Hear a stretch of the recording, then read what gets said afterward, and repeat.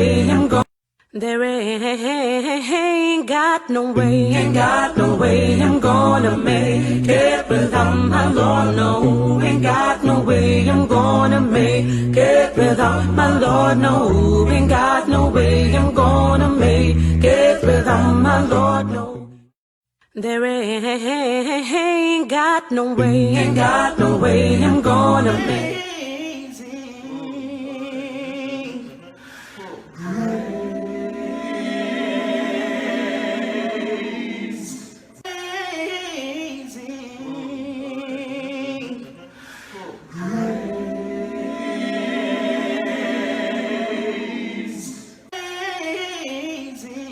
We have our guest with us, and yes, our guest is here. So I'm just gonna ask our producer. He's one step ahead of me. The picture's already up. This is a picture of Crystal Turner. But before we welcome her into the studio, let me just tell you a bit about our guest. She is a very special individual, and I want to make sure that I have the correct information here. Okay, great. So, Crystal Turner is a psychiatric mental health nurse practitioner, board certified. And the organization that she works with has a vision. The vision is to seek to create a model of equitable, compassionate, and comprehensive mental health care for all people, including historically undeserved communities, with the goal of understanding historical day to day trauma and healing. And their mission is to utilize a holistic and human centered approach to bring healing in the area of mental health through therapy, diet evaluation, and traditional means to compassionately address mental health issues in our communities. So, without further ado, let's welcome our guest, Crystal Turner, live on Breaking Out of Depression. How are you, Miss Turner? I'm great. Thank you, Andy, for having me. I appreciate it. We appreciate it too, and we also appreciate you, and we thank you for taking the time to be with us here on Breaking Out of Depression. So, guys, let me tell you this. Let's please be very interactive. Crystal has a wealth of knowledge and experience and information. She's been doing this for quite a long time, and she's had the opportunity to treat hundreds, thousands of people with mental disorders, mental health issues. Ask your questions, make your comments. Let's be interactive. And I'm sure she will respond accordingly and increase our knowledge of this topic that we so dire need to address in the world today. So, Crystal, here we go. Tell us a bit about who Crystal Turner is and the work that you've been doing for quite a while. Yeah, so you've introduced me. I appreciate that. So I am a psychiatric nurse practitioner by profession. I've been a nurse for since 1999, so I have to do the math on when that started. But I advanced when I was working as a registered nurse. I came into so many dynamics that constantly led to mental health disparities or issues that people had in any avenue of healthcare that I seemed to work in, and it really was where my heart was devoted, and it was that partially that led me to want to advance my education into psychiatric health, because I know that so many people that I would service and treat would deal with some level of mental illness that really impacted their ability to function. But on a personal level, I had a grandmother who unfortunately dealt with some trauma, significant trauma in Yeah. her childhood, that really brought her to experience a lot of mental health issues growing up throughout the remainder of her life, which in those times, the way that mental health was treated was to institutionalize people. And Hmm. it further impacted my family because my mom then was left without a mom for many large segments of her life um, because her mom was institutionalized, which brought about pain for my mom and that ongoing cycle of pain that comes from mental health when it's not addressed appropriately. Yeah. So I saw a lot of trauma that my mom went through as a result of that. And then I also saw a lot of trauma that my dad went through with his family dynamics that really, it just continues on through the cycles. So obviously, I also felt that level of trauma in the ways that my parents tried to cope with their pain, and trauma Hmm. wasn't something that was really talked about in their era. And is just being talked about in our era a bit more. Yes. So, they managed the best way that they could, but they managed with a lot of pain that as children we saw that. So, mental health became a big part of my world as well. Um, and that led me to have a natural inquisitiveness about wanting to have a better experience in life because I grew up in a home that dealt with some domestic abuse as a result of their pain. It caused me to then have pain. And it was through my own seeking to want to break from that I explored beyond just what was in front of me. And one of the first ways that really came about was changing my diet. And not even intentionally, it came about because I was really trying to support a friend who was having some health issues, and I wanted to support her to uh, to stay on that road. And in the process of doing that, I'm thinking that I'm going to lose weight, get maybe better skin, but several months down the road, as I went on a plant-based diet, is what I was doing. I really recognized that a lot of my anxiety and depression that I dealt with myself had started to decrease. So that just Mm. put me on this journey to wanting to understand more how I could approach my own well-being and grow in that area in my own life. Wow. Wonderful. It's an inspiring story. Thank you for sharing with us, Crystal. Tell us about your mental health matters and what inspired you to actually start it. I have a private practice. It's called Inspire One Wellness, and um, so as I mentioned, I went into psychiatry and I worked in a lot of community health, a lot of Black and Brown communities I worked in. And what I found, even with working with people who were coming in to seek um, mental health services, is that so many people were dealing with trauma and it comes in so many different forms, the way that trauma is. And so it made me, and I wanted to really be able to practice outside of the parameters that I was given in society. So I wanted to incorporate more natural practices and just have my own autonomy and how I could do that. And so that is where I created and started my own private practice where I practice in Illinois. Um, for mental health services with more of a focus on trauma because I understand that there's a lot of misunderstanding on what trauma is. And many of us don't feel like we've experienced trauma because of maybe the stereotypical belief of what it takes to have endured trauma or to have been exposed to trauma. Or it could be, not wanting to feel labeled or feeling like you're defeated by events that have happened in the past. But the issue is that when a person has dealt with trauma and it hasn't been resolved, it truly follows them throughout the course of their life until it's addressed. Wow. Yeah. That's a tough reality for most people to deal with.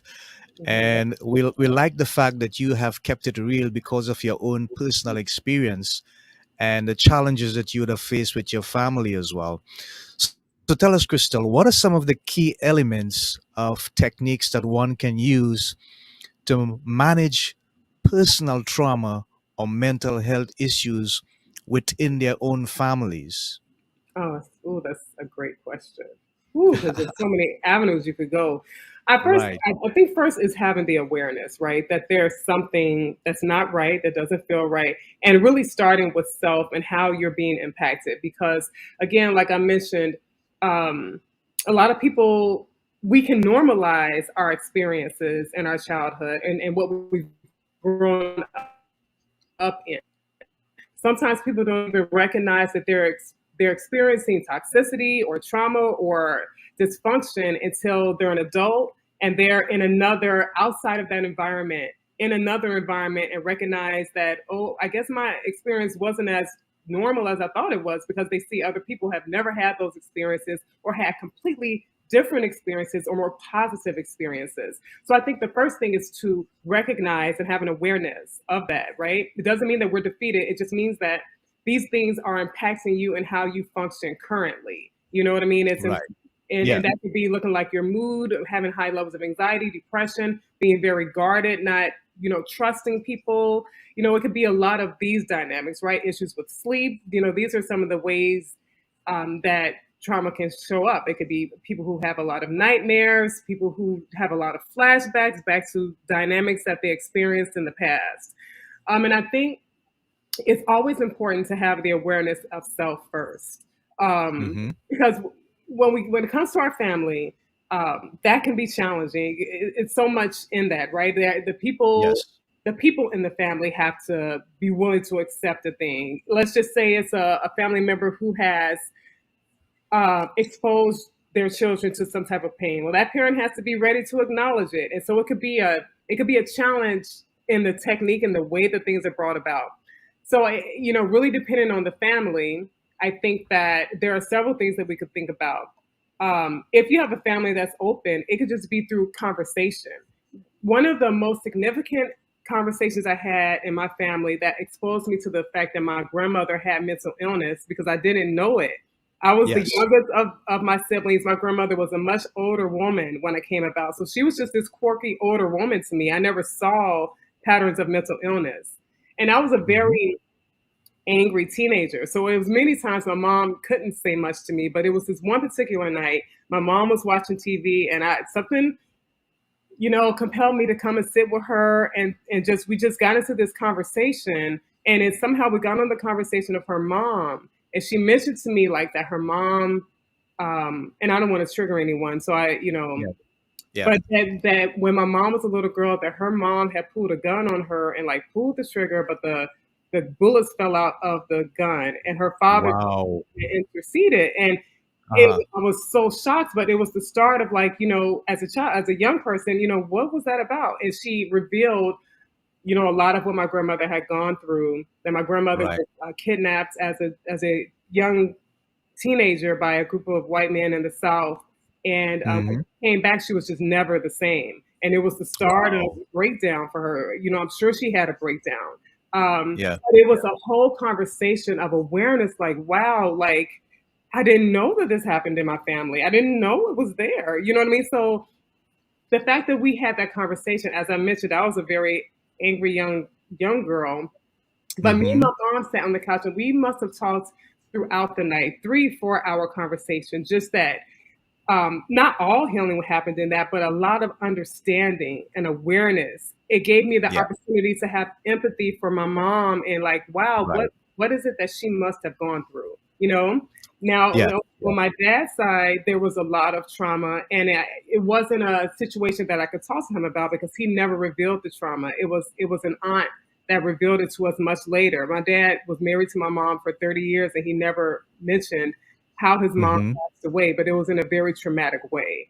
And he Right. kept that secret. You know what I mean? He kept that to himself, and a lot of dysfunction came from that. So on one Wow. aspect, there could be through conversation when it's safe and when it's open, and in the other Mm-hmm. way, it's having the awareness for yourself, right? Because sometimes when you're in a family where pain has been imposed onto you, like there was a lot of pain from my dad. My dad dealt with some alcoholism, but I'm sure it was the way he tried to cope with what he had experienced. Um, so it wasn't like I could have a conversation with him, but when another family member did still have a conversation with me, it also gave me awareness that while my dad has gone through things that I don't know I would have been able to go through, and Right. um, it doesn't excuse the behaviors, but it definitely allows for a level of grace, a level of empathy, and definitely a level of recognizing that the things that happened weren't because of me. It wasn't my fault because a lot of times we can internalize and think we're the problem. And it gave Mm-hmm. me the ability to recognize that there were bigger issues that he was struggling with, and it wasn't about me. You know what I'm saying? So Yeah. in both situations, there was conversation that had, but through different vehicles. Yeah. Okay. Wonderful. Wow. That is so deep. It reminds me of what I was listening to this morning earlier, a brother was speaking and he was talking about the difference between legacy and heritage. And he says Mm, sometimes we have a problem dealing with the legacy because the heritage could be the things that we physically inherit. It may be a house, a car, jewelry, a piece of land, or something mhm. physical. But he said the legacy is something that you leave that's internal.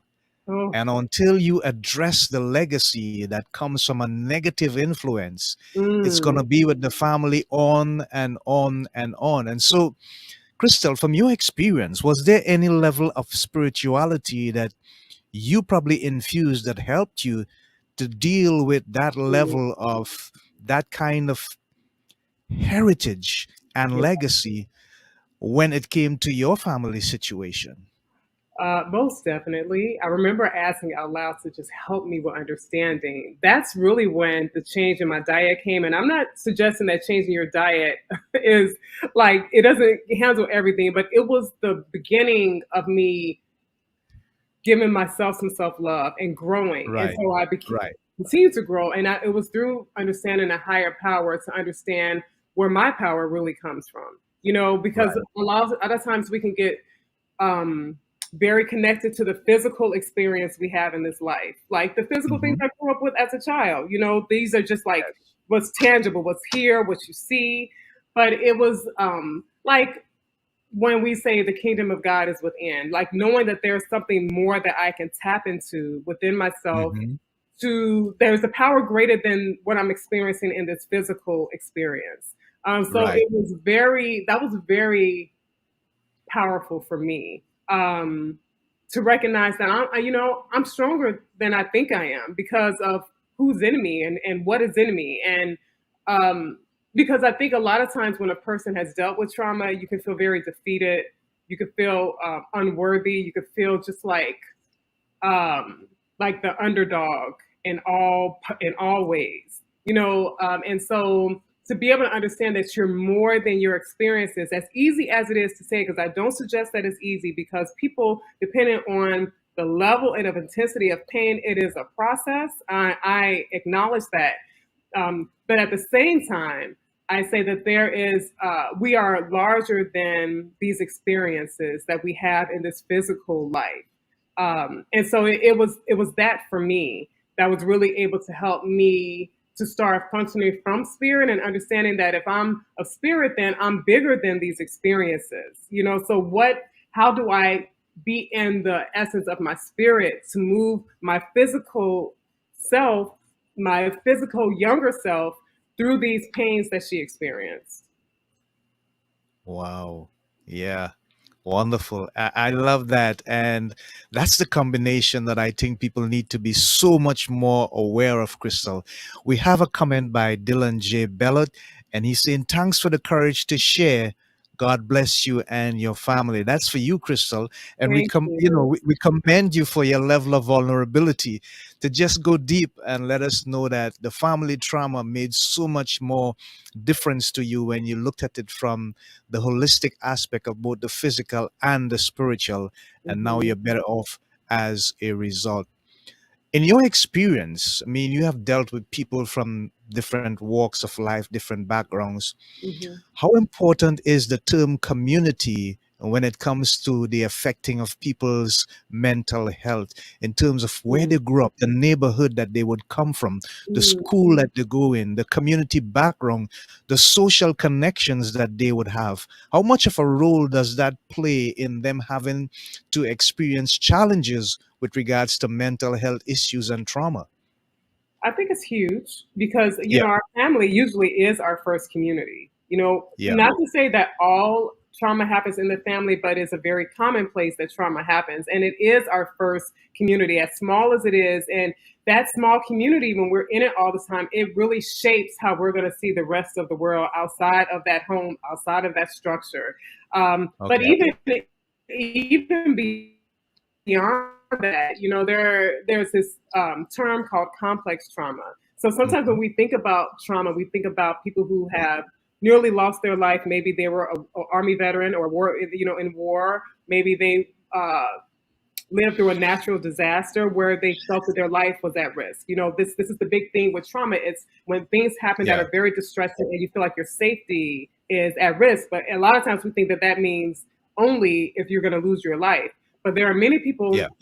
dealing with complex trauma where their life might not be necessarily directly at risk, but the person, especially a young person, certainly feels like their safety is at risk. And there are many people who live in underserved communities where there is a lot of violence in the Mm-hmm. community. I mean, I've treated numerous people who have literally, as children, seen people get killed right before their eyes, and there's never a processing of it. And it's also often numerous people and numerous Yeah. experiences that they have had with that. So Mm-hmm. it's like living in an environment where there's violence, but also living in environments where it's extreme poverty, because this is another way that we could see our safety being at risk, right? Where am I going to get food? Am I going to starve to death? Am I going to be safe living on the Hmm. street if I'm homeless? You know what I mean? Yeah. So Yeah. it's Yeah. all of these dynamics. Community can be a very big point. And I just want to also make the point that community is so important in healing too, because and so there are some cultures, and this is not to point a finger at any culture, but it is the fact that there are some cultures where the mindset is more individualistic. It's like one person, where there are some cultures where community is very big. And when we talk about suicide, oftentimes people who there can be higher rates coming from communities where the mindset is more individualistic, because it's this mindset as I do it on my own, I do it by myself. I have to do this on my own. Where when you have a community of people, it's a symbol of being able to lean on someone in many situations, most situations, and Mm-hmm. support that's there. That makes a big difference Yeah. in outcomes too. Yeah. Wonderful. Wonderful. Yeah, we have been receiving some really amazing nuggets from Crystal as she expresses her expertise and her experience, deep family trauma with regards to dealing with overcoming mental health and the trauma that it can bring into families, friends, and loved ones. I just want to pause and remind us that we can sending our questions, we can make our comments, anything at all that we need clarity on or we need her to speak in a little detail more about. Crystal is prepared to do that. And I want to share now the thought for the week so we can give her a little breather as we look at the thought for the week. And it's an interesting concept, but it may sound really simple, but I want us to really think about what it means, the posture in that it's coming from.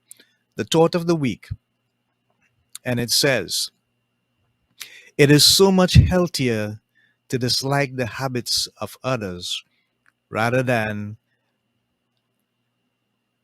not liking the person themselves. I'm seeing it a bit in the white across the screen, so I'm going to take it directly from my thoughts. So, the thought of the week, I'll repeat it. It is so much healthier to dislike the habits of others rather than disliking the person themselves.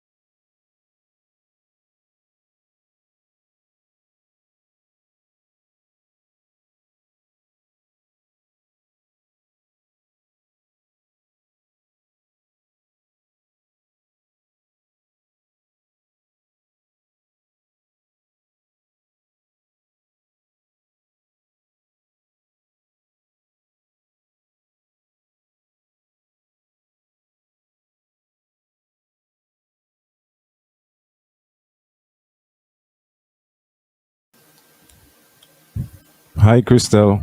Good evening. Hello. I am not too sure what happened to brother Andy. Most likely he just got bumped off for a moment, Hmm. but hopefully he will be back shortly. I just saw him try I coming did in. too. Yes, but most likely is having some difficulty with the internet access, and Hmm. that's what happens with technology. That is why our trust and confidence cannot be in technology. It has to be in Almighty God. I am Dexter Honore. Please forgive me. I did not introduce myself. I'm Dexter Honore. I'm the guy behind the scene. Hi, guy behind the scenes. You jumped right in and answered it. So I love Aw- that. Awesome, awesome. But he is back, so I'm going to turn you over back to him. And let me see if I can Okay. just get him Okay. on the screen once again. Yes, here he is. Technology. Wow. I'm sorry about that. I'm apologizing on behalf of the technology. It's been an amazing ride with this technology. So let me just continue where I was. I was saying the thought of the week. It's so much healthier to dislike the habits of others rather than disliking the person themselves. Let me just repeat that for emphasis. It's so much healthier to dislike the habits of others rather than disliking the person themselves.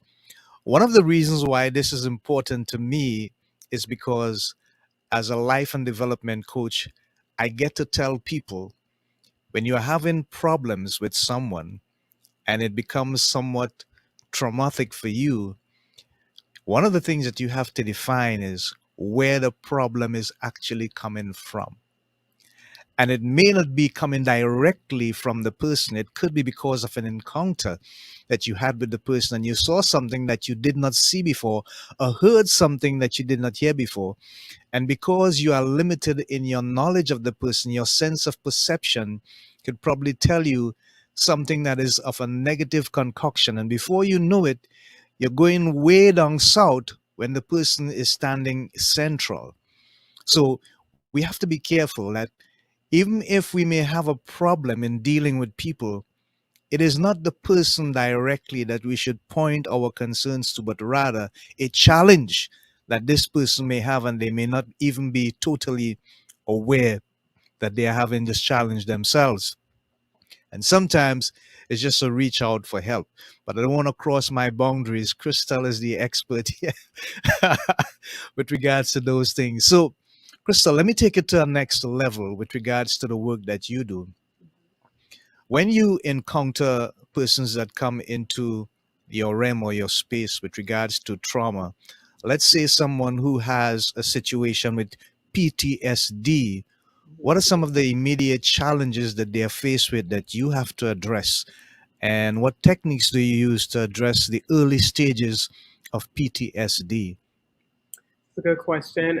So it can show up numerous ways. But one of the key, some of the key symptoms, or what would bring a person into, the office, Yeah. my office, is their ability to function is impacted, right? Because truthfully speaking, all of us have experienced trauma before, but it's Yes. different to be traumatized, right? So Hmm. if we're traumatized, that means this event, these occurrences that have happened, have impacted us to such a degree that they are impacting our ability to function in some form or fashion. Right. So some of the things that come up often for people, there's a questionnaire called Adverse Childhood Experiences. Uh, Hmm. and it really gives like a series of questions. I think it's maybe 12 or 15 questions to ask that a person may have experienced in their childhood. And the more of these questions they answer yes to, the more likely they could have some of the symptoms that I'm going to mention. And so that could be like mood liability, like fluctuating mood. Many people may deal with depression to a degree that it impacts their ability to function, right? And many Yeah. times when people are dealing with depression, there is this idea of being sad. There's Hmm. one way, but then it could also be showing up with an immense amount of anger, um, Hmm. very high, or a lack of motivation, a lack of enjoyment in life, or things that maybe they even used to enjoy. Yeah. There's also very high levels of anxiety that many people really deal with that impact their Hmm. ability to sleep. Yeah. Many people who have dealt with trauma, they have what we call intrusive thoughts. And Right. that can look like they have flashbacks to past experiences. So let's just say someone dealt with being bullied in a community when they were a child, and they talk to someone who's gotten bullied, and it takes them back either physically in their physical experience, like in their body they feel it, or in their Hmm. thoughts and their emotions they can experience that, like they're in it again.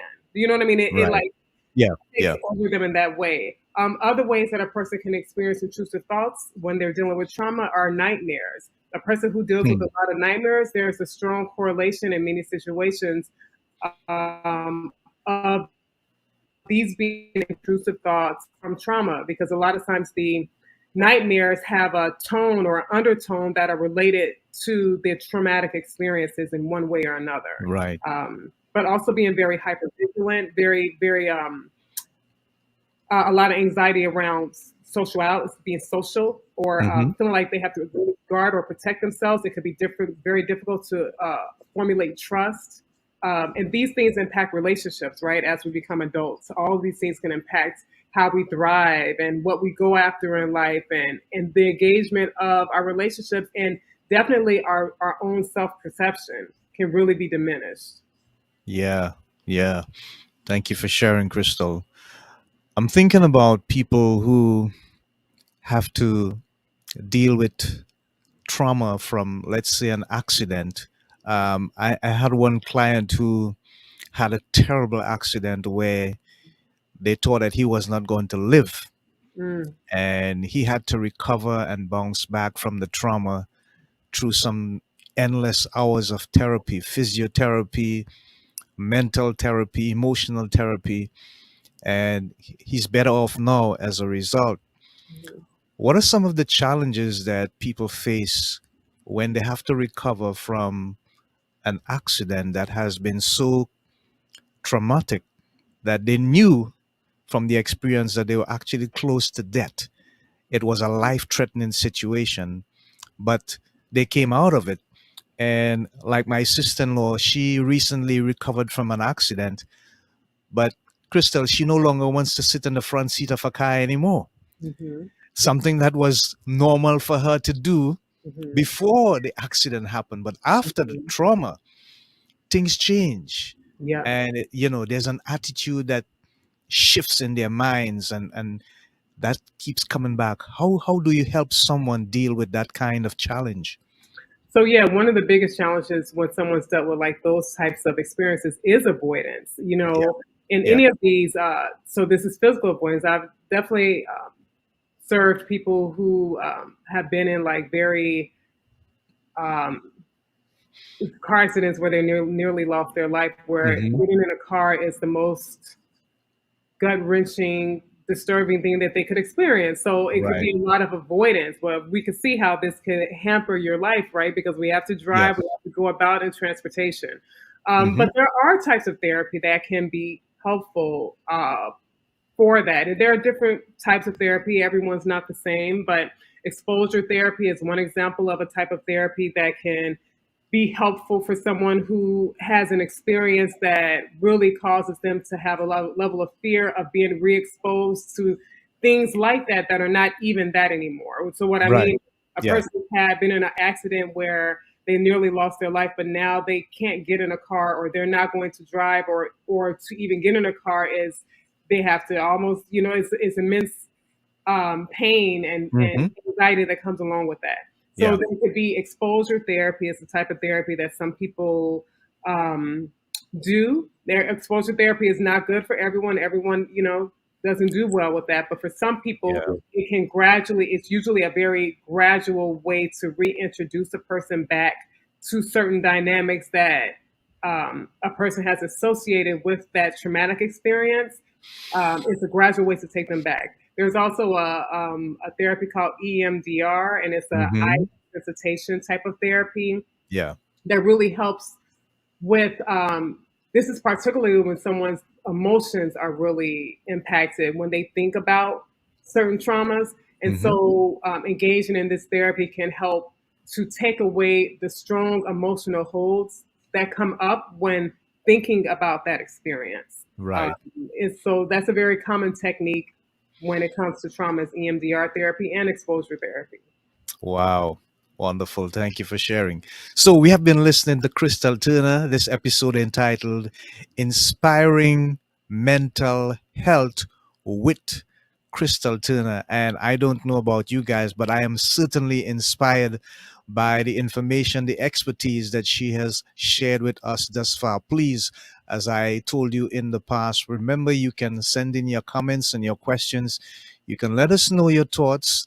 Crystal is here as the expert. Don't let this moment pass you by. If you have a doubt about something, anything at all with regards to trauma, depression, mental health disorders, something that many of us are challenged with from time to time, even if for a short period of time, Crystal is here to help.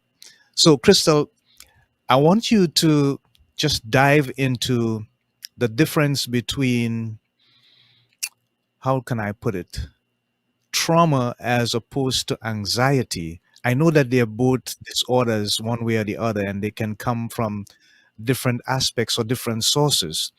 But there's a marked difference from the look of the both of them, from the outside looking in and from the inside looking out, depending on where you're at, with regards to anxiety. And then there's chronic anxiety, but also there's trauma that can be very traumatic. How do we differentiate between the two of them? Trauma in itself is the experience, and what is a result of the trauma is anxiety or mood liability. So I think really the big part behind that is the cause or the driving factor. So if someone has experienced trauma, they're going to have these other dynamics that are there. Some of the key components of trauma that diagnose trauma is someone who's had an experience that has been traumatic and deemed as traumatic by that person. Yeah. Also, someone who is then functioning from a place of avoiding that experience. So they may go through all types of avenues to avoid that experience again, Hmm. having intrusive thoughts, along then with things like depression and anxiety, right? It's Right, right. so it's coming from that source that really connects it to trauma. Someone who is dealing with, let's just say, generalized anxiety Hmm. or anxiety, they can also be someone who's dealt with trauma. The key factor is really connecting is their trauma in this person's background. And one of the key things to know and do in these situations is really having a thorough history that a provider is getting from the patient so that we Hmm. can know the cause of the anxiety, right? Yeah, yeah. Because there can be other reasons that a person has anxiety, and a person can certainly have anxiety without having experienced trauma. Um, but the way that the anxiety looks is typically the same. Sometimes people who've dealt with trauma have very high levels of anxiety where they can be misdiagnosed with other conditions like bipolar Mm, disorder or yeah. so it's the intensity of the trauma, but it's also the history behind it. So if they've had those traumatic experiences, that is probably the driving force behind why they have anxiety. Yes. Wow. Thank you for clearing that up. I have an important question that someone is asking, and our producer is going to put it across the screen. DEMCHO. Can this method be used with a near rape case? Yeah, because it's really trauma is a person's personal experience, right? Mm, Um, yes. a person doesn't have to have um, the rape doesn't have to have all the way have occurred. So let's just say, for example, someone who was almost raped, but they weren't raped, and someone who was actually raped could still both be at the same level of trauma in that experience because a person who was almost raped still was in a situation where they felt that their safety was at risk. You know what I Hmm. mean? And it could Yes. really impact how they move from that point on. Hmm. So, yes, these same experiences, depending on the distress of the person, as long as those factors are there, yes, they can still benefit from these types of approaches. I think the key is to seek psychiatric care so that you could be, properly diagnosed because they'll go into what you're experiencing to really, dictate what's going on in that moment. Yeah. Well, thank you for that. I hope that answered the question as it was shared. And we thank you so much for asking the questions as we continue right here on Breaking Out of Depression with our guest, Crystal Turner. Now, in terms of looking ahead, we have many situations today where people become traumatized. They hear things about the economy and it's troubling. I've heard instances where people are traumatized by the sudden change of the weather. And if they are indoors, They Mm. don't feel safe going outdoor if there is inclement weather, not Mm. necessarily a category 2 or 3 or 4 hurricane. Far away from Mhm. that. It's just the weather was okay for one moment, and then there was darkness, gloominess with clouds all over the place, and then rain, and there's a sudden trauma that takes place. Have you experienced or encounter anyone coming to you with that kind of situation? There's so many phobias that I can't even begin to call, but how do we deal or address that kind of trauma when it's just a change in the weather or a change in the economy or a change of environment and Mm. persons are deeply affected? That's a really good question. I can't say, well, so I would say when it comes to, let's just say the economy, let's use this Yeah, for an example. yeah, yeah. Um,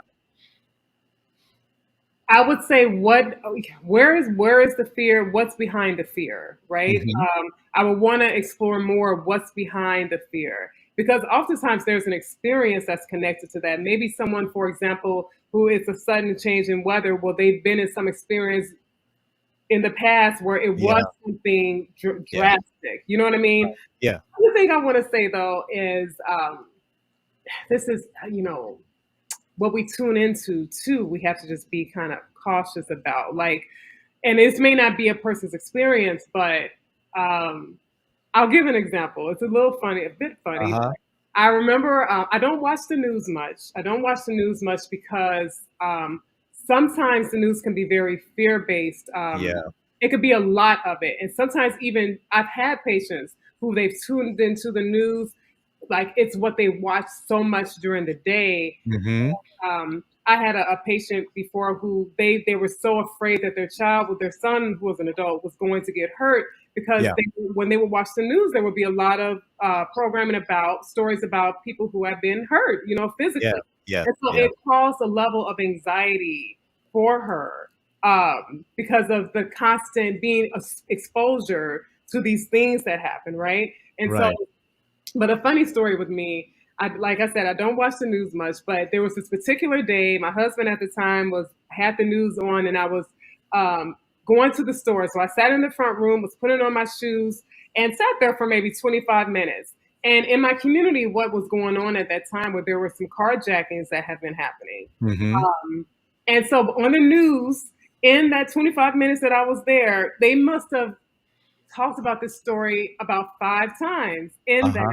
short period. So I listened. I went out to the store, and what they said was it was African American men who were carjacking.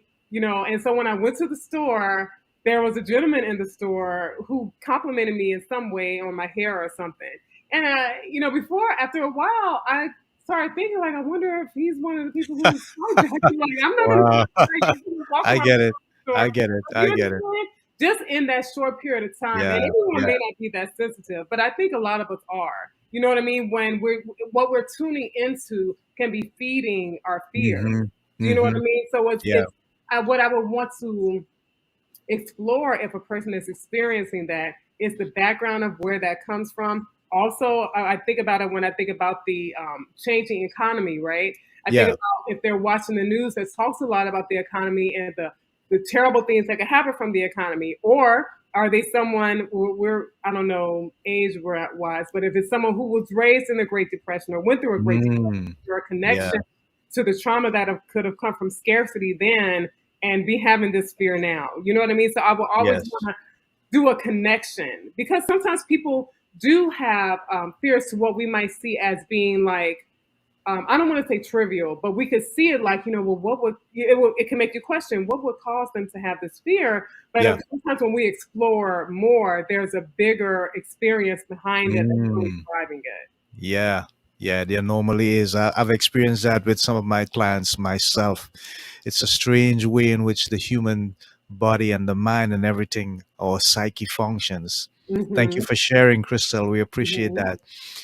I'm looking at the aspect of dieting, and from a basic knowledge, we've been told that if your diet is right, you're getting um, a balance of all the colors proteins, vitamins, minerals, etc., fiber, and you get enough rest, basically 8 hours of rest or total sleep, Mhm.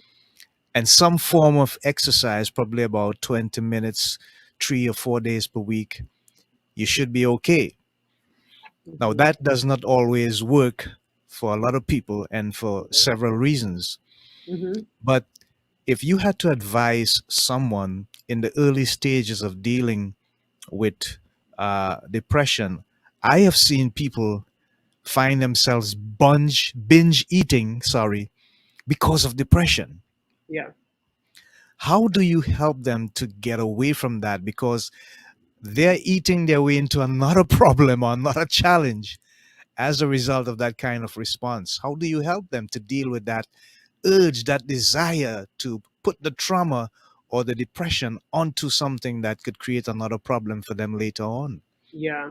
Yeah, that's like emotional eating, right? That really Yeah, can be connected to, the things that we seek to get comfort. right, right. Um, and it's interesting because there are people who've, they get a lot of comfort from these things, right? I would really That's where I would really want to explore therapy because it's in Hmm. processing some of those things to be able to then have different outlets, right? Or the Right. emotion not be as strong. And I say this because every person that's been traumatized will not go to therapy because there's the thought of that you have to go back and explore that very difficult Hmm. experience. And some people are Yes. just they're not willing to do that. But I would want to Right. say that there are other types of therapy. It's not just a therapy where you go back and have to go to the specifics of something that has happened to you. There are types of therapy.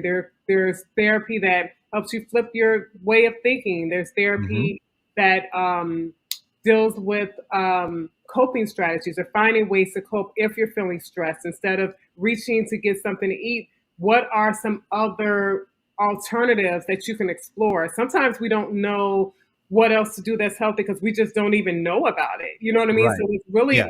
it's this process of learning yourself, and understanding like, well, what works for me, you know? Yeah. Yeah. Okay, great. So we have another question from Dylan.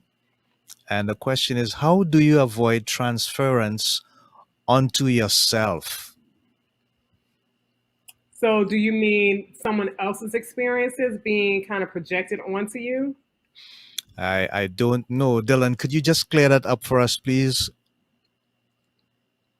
Because what I would say initially is so like what I'm thinking when I hear that question initially is like, how do you prevent yourself from, let's just say, if you're growing up in a family where there's Hmm. someone is dealing Yeah, with pain, how do you prevent that for yourself? from And transferring onto you. yeah, Yeah, sometimes yeah. like for a child is challenging because you're kind of vulnerable as a child. That's why it's so impactful, childhood trauma, because first of all, our brain is still developing. We're still trying to get our own footing. We're still trying to get our understanding of the world and everything.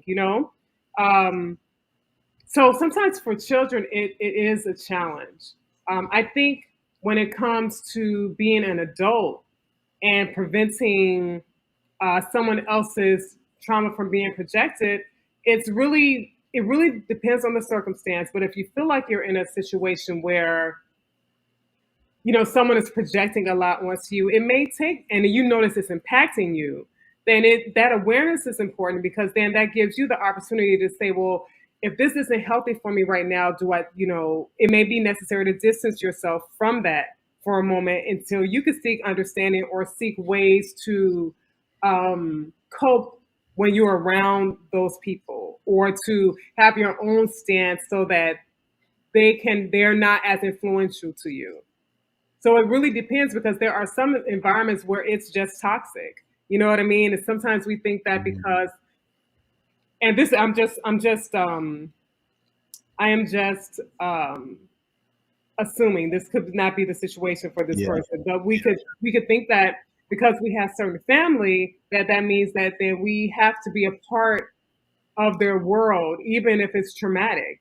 But Hmm. sometimes the healing starts first with recognizing that something is harming you in a certain way, And at that point, then what becomes important is your own self-protection. And so it may take some distancing from this person until you get an awareness for yourself of how to better manage around those people. And if you find that there's no way to really manage around those people, that's okay too. If you know that you're doing something from the stance of really protecting your own well-being, mentally, physically, spiritually. Wow. I hope that answers the question and clears up any uncertainty that Dylan has with regards to transference. And we appreciate the response and thank you so much, Crystal, for sharing.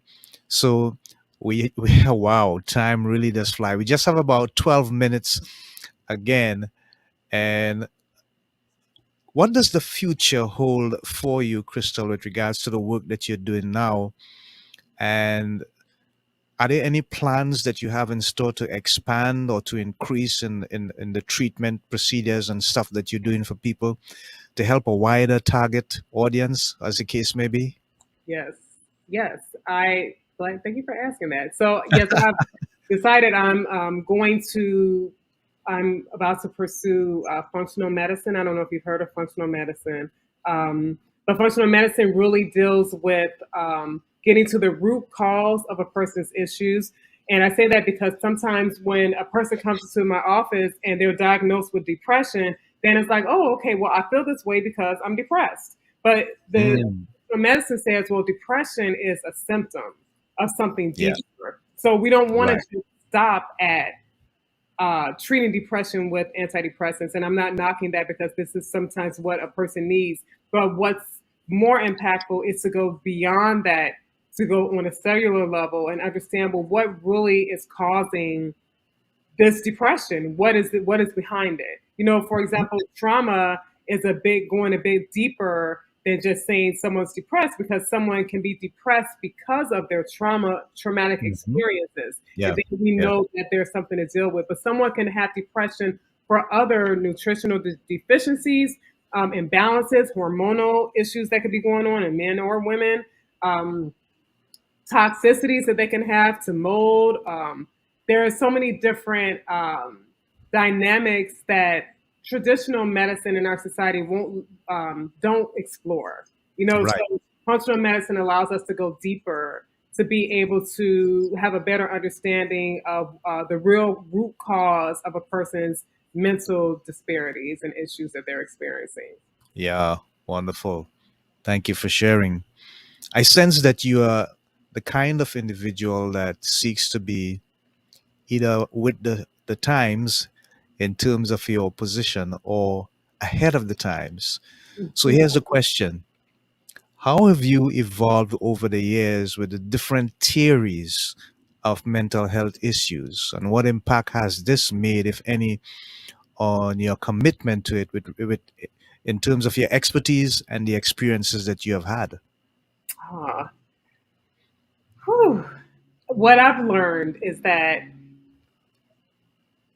there's so much more that can be learned. Like in Mm, this educational system, you know, that you're hmm. in, you're given information.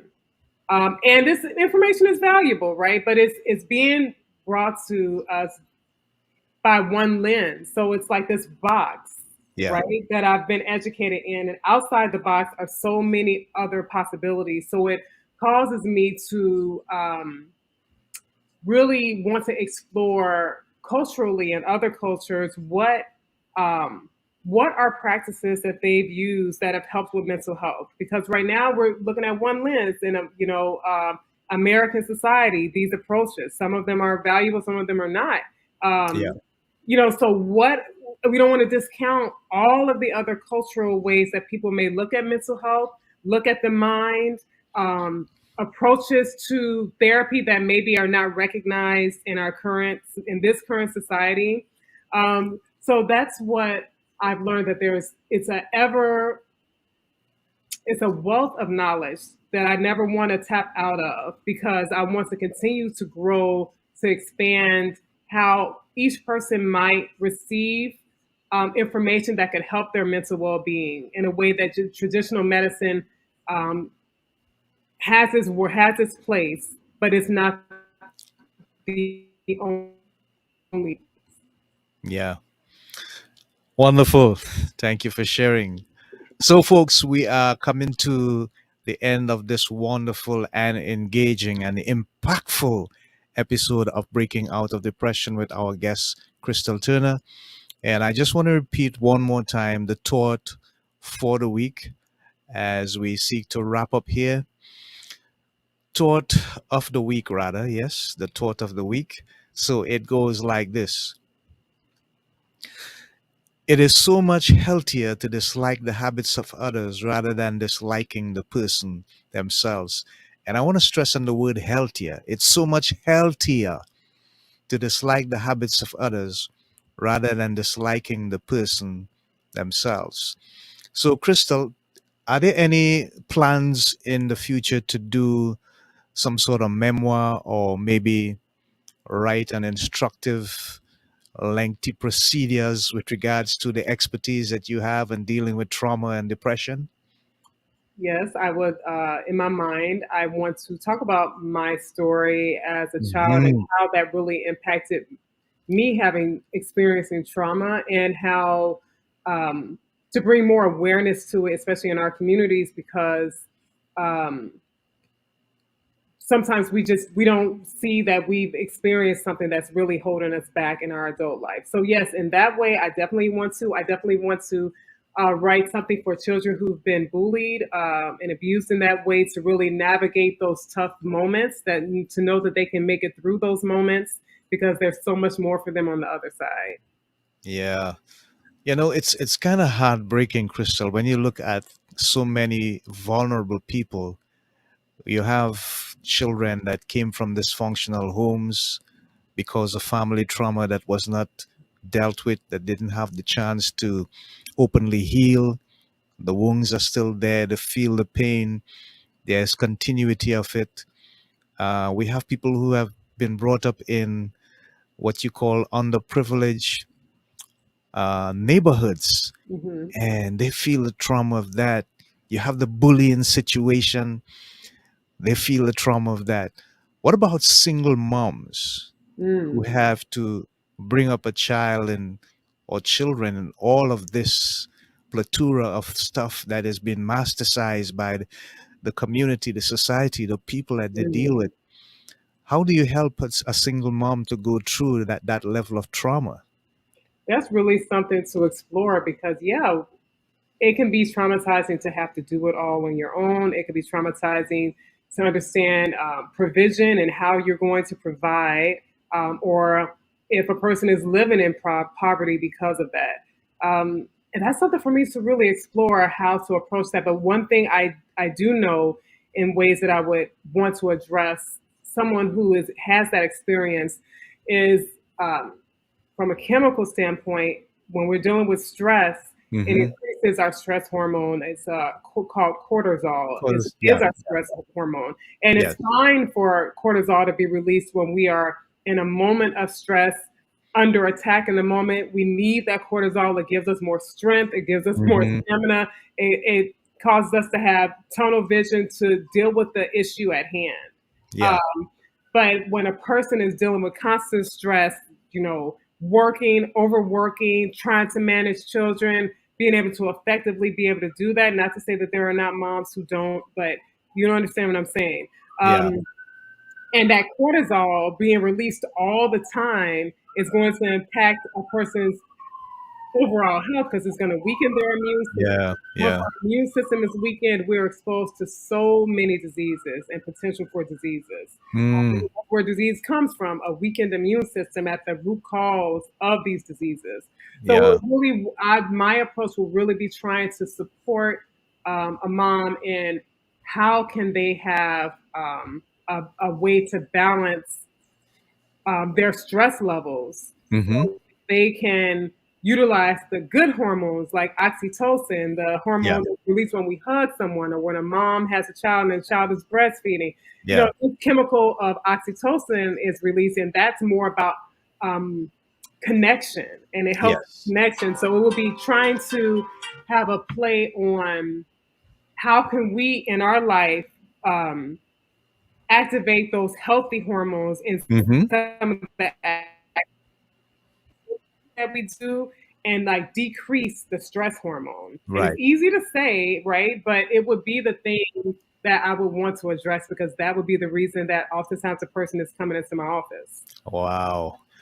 I'm so glad that you expertly uh, give us your posturing on that, because I've seen people, struggle with that kind of scenario. And as I said, it's kind of heartbreaking sometimes. You want to reach out, you want to help, but you have to do so carefully. And sometimes you do reach out, and it's like they tell you, okay, who told you I need your help? Mhm. Mind your own business. So here's the last question.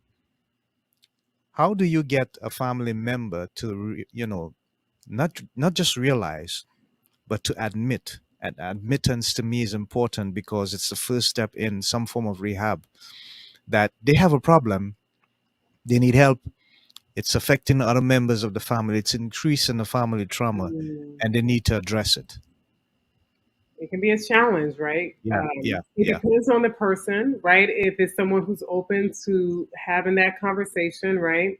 But what I found is been really helpful in my personal life, um, as well as what I've seen in other people's life is, if I'm dealing with some healing that needs to happen, me focusing on my healing, oftentimes the people around really begin to notice, especially when they see the changes that come about in you.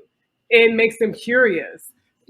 Sometimes, it can be a challenge, right? Someone who's dealing yeah, with trauma, not every person, but some people are very guarded. Not yeah. every person. I want to, reiterate that, but I'm assuming we're talking about people who where it may be a challenge to Hmm. talk to them.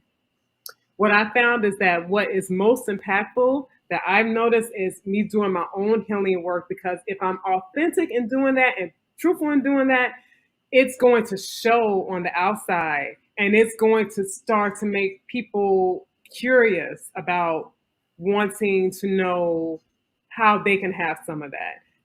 When I started doing a lot of healing for myself, because I had healing I really needed to do, my children were so impacted from that they started doing their own healing. They both wanted to do therapy Mm, for themselves, and it just made them feel like I definitely saw an increase in their confidence and their way yeah, of approaching the world. So yeah. sometimes we speak the loudest through our own actions, and Hmm. sometimes if it's a toxic relationship, that action is also separation. That sometimes people have to be to themselves to see the impact that they are causing in their surroundings. Do you understand what I'm saying? So, Yeah, uh, I hear you. yeah, I think that those are two things that come to mind for me. Okay, wonderful. So we just want to thank Crystal from the depths of our hearts for making an appearance in this program and enjoying in with our community. We've had comments and questions from Dylan and Gracie Douglas and Gracie Vincent, and of course Dexter here, our producer in the backgrounds in the studio right here on the LBW Radio Network. We thank you so much for your continued commitment and your support as we're about to wrap up. We, Crystal, we're going to have a copy of the MP3, MP4 versions for you Thank in you. about a week time or so. I will maintain contact with you probably through the email with regards to the progress of that and a feedback generally on what we have accomplished here today on this program. Any words you want to say before we wrap up? It's time for us to go. I would say thank you for having me, and to anyone who is in a place that they're really feeling pain that's overtaking them, in a sense that there is support out there, and you are worth the effort and caring for yourself so that you can see a different version of yourself. Wow. I love that. I love that. Thank you so much. So there you have it, folks. Crystal Turner, psychiatric mental health nurse practitioner, board certified, and she is concerned about inspiring and increasing the opportunity for mental health awareness in people all over the world. She has been an amazing guest, and we thank her so much. As we wrap up, please remember that you are important, you matter, and as Crystal said, if you find you have the pain, please seek help, seek support, seek professional information with regards to how you can deal with that pain. You don't have to deal with that pain for yourself. As we go, we pray that you would continue to observe that there's so much more that we need to do about ourselves, and in that instance, by extension, others as well. And remember, in all that you do all that you can to break out of depression. So long. Godspeed. God bless. Shalom. Until next time. Bye for now. There ain't got no way I'm gonna make it without my Lord, no. Ain't got no way I'm gonna make it without my Lord, no. Ain't got no way I'm gonna make it without my Lord, no. Ain't got no way I'm gonna make it without my Lord.